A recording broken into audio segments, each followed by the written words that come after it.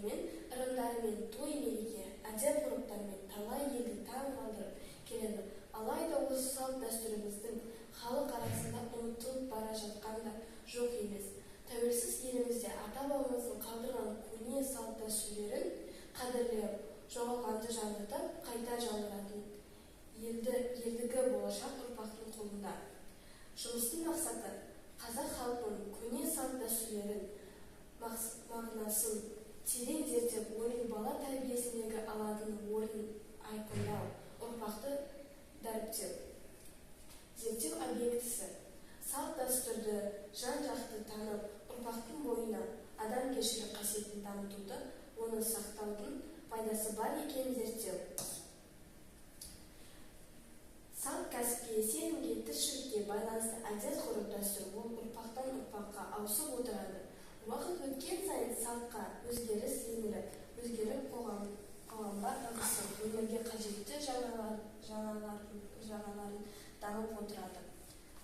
Дәстүр ұрпақтан ұрпаққа ауысатын тарихи қалыптасқан норма мен үрдістер. Ол қоғамдық ұйымдар мен салт дәстүрлер жайлы.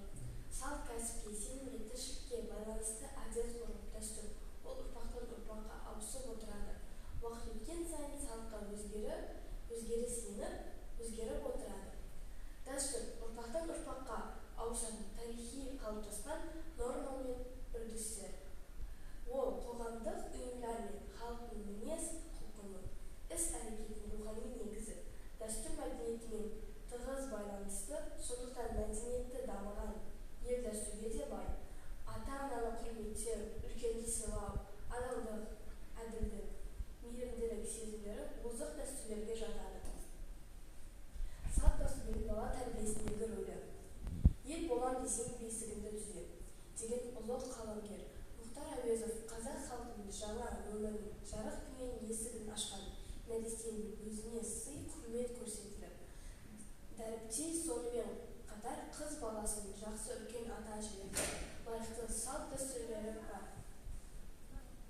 Қазақтың кез келген салт дәстүрі өсіп келе жатқан баланың ой-санасы қалыптастыруға өзін ұлт өкілі ретінде өсіп, үлгі-өнеге алуына әсерін тигізеді. Ата салтын халықтың қалпын. Дәстүр мәдениеттілігінің белгісі. Дәстүр байлығы, мәдениет байлығы.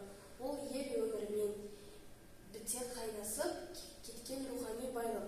Мысалы, ата-ананы, үлкенді құрметтеу, байғызы, көрімдік, сүйіншік, қаде сұрау, құрдастық, қалжың, сәлем беру, ат тіркеу, тағы басқа дәстүрге жатады.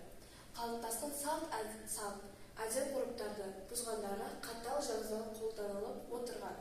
Мысалы, бір ауылдың жетімі жесірі қаңғып кетсе, немесе ол ауыл құдайы қонаққа қондырмаса, жетесіз жастарды жете атаға жетпейді. Үйленсе, ондай ауылға немесе жеке отбасына айналады. Алаш жарияланған.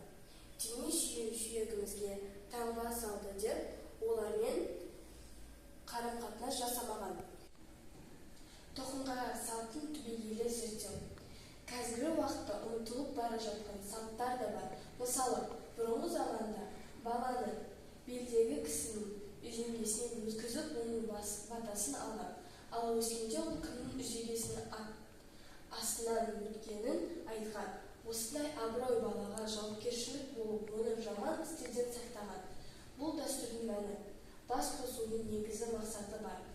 Ол үйден біраз уақытқа жолап кеткен, немесе әскерге, ұзақ уақыт басқа жаққа оқуға, жұмысқа, тағы сол секілді түрлі себептермен үйінен жырақтаған адам үйіне аттанарда жасалатын салт. Кейін бала 3-4 жасқа келгенде оны ашамайға мінгізген. Осы жаста бала атқа мініп бастайды. Атқа мінуді толық меңгерген уақытта оған тағы да бір дәстүр арналады.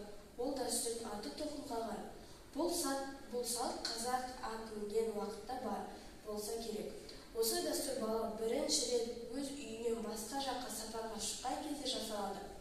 Бала сапарға шығуға дайын болғанда ауылдың кісілерін шақырады. Ауылдың кісілеріне дастархан жайылады. Олар шай және тамақ ішеді. Кейін үлкен ақсақал балаға бата жасап, тілеу айтып, оны шығарып салады. Ата дәстүрі бойынша әрбір ұрпақ қазақтың тарихын, салт-дәстүрін, әдет-ғұрыптарын, өнегелерін өзіне үлгі тұтуға тиіс.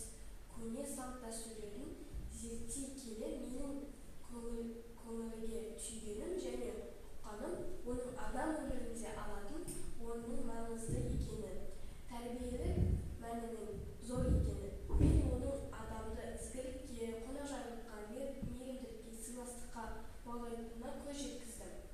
Бала тәрбиесіндегі үлкен рөл атқаратын ата-бабаларымыздан қалған, қолданыстан шыққан көне салт-дәстүрлеріміз балаларға арналған суретті кітаптарда, мектеп оқушыларында